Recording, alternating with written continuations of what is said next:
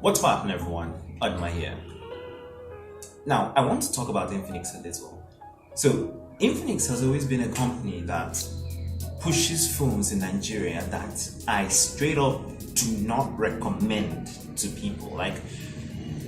Because of the fact that I love tech and I'm a tech reviewer, I always try to check up on the latest things that are going on in the tech world and also try to keep myself updated.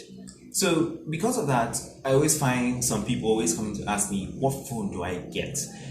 And when I'm trying to pick out these phones, I'm always consciously trying to avoid Infinix and Techno phones because of the fact that they straight up aren't good for the price. Like, you keep getting MediaTek Helio P22 or P35 or Helio A22, and these chips are outdated. I've ranted and raved about these phones, but now in 2020 they actually decided to step up their game, and they've been giving us phones that I straight up can recommend to people. And now, one of the funny things about this dilemma when it comes to picking phones for people is when I'm picking these phones, I'm also checking the repairability and availability of the parts of the phone. Now, for a phone like the Umidigi F1, it's not exactly the easiest thing to go up and say, all right, you can get this phone. It's 100% worth it. It has the MediaTek Helio P60, 5160 milliamp hour battery, 6.3-inch screen. It has a very, very small chin, fast fingerprint reader, has everything you need, and it's cheap.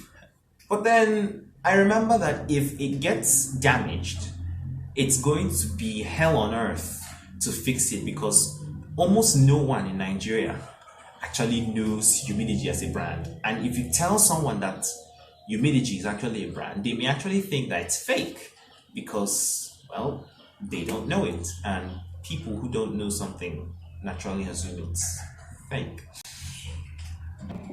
Moving on. Now, aside the fact that Infinix has been releasing some very good phones this year, it's become a bit much. Let's take a look at their line of phones. Their entry series phones, their entry level series phones.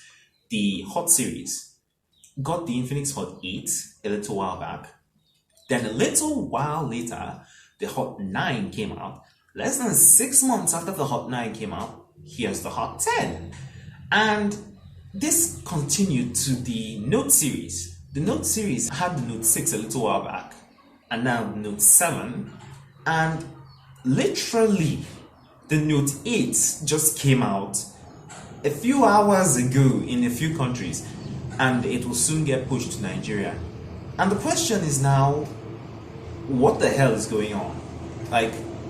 These phones are being released within a time space of less than 6 months to each other. And I'll get to the reason in a little bit, but let's actually talk about the disadvantages of this method of pushing phones. Now, it's sort of my job to tell people this is the phone to get and this isn't the phone to get for the money. So, Infinix, how on earth do you think I'm going to tell someone to get the Infinix Hot 10 when I have it at the back of my mind that in probably less than 6 months it's going to be obsolete? I don't know about you, but I straight up will not be comfortable if I tell someone that my phone that I bought less than 6 months ago has just been one-upped by a new phone in the same line of phones in less than 6 months. Jesus! Not even other companies do this. Samsung, for instance, releases 2 flagship phones every year. The S series phones and the Note series phones. Now, you could argue and say Samsung always releases a lot of phones within the year, but let's look at their flagship lineup below. The S series phones are marginally different from the Note series phones. The Note series phones are always boxy, they have the stylus, they always have the highest end specs of what is available. And it's straight up easy to differentiate an S series phone from a Note series phone. And also, S series phones are launched at the beginning of every year, while the Note series phones are launched closer to the ending of every year. When it comes to Samsung phones, there's an entire 1 year gap between their phones for you to just know that, okay, I'm going to be upgrading my phone next year, so I might as well abuse it as well as I want.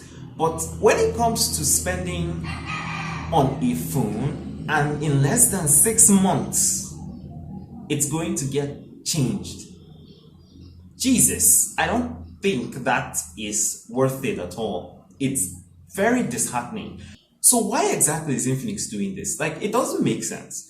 And now I actually have an answer.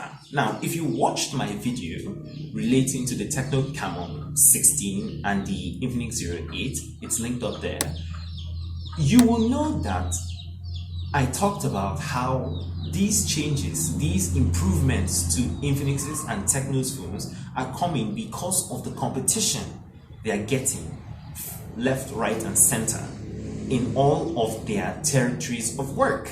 So, with that in mind, now pay attention to the specs of the Infinix Note 8. It has a MediaTek Helio G80. It has a 5200 mAh battery. It has a 6.95 inch screen. It has a 16 megapixel main camera. Now, pause.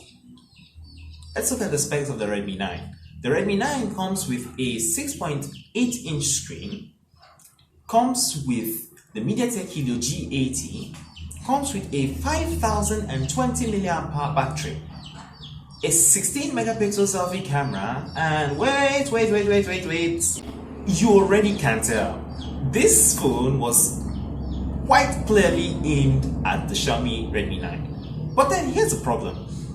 In Kenya, it's rumored to come out around, if I do the conversions correctly, it should be the highest possible price it can go is around 77,000 naira. And if we're going by that, that is steeply higher. Is that a word? Steeply higher than the Redmi 9, which comes at 66,900 naira.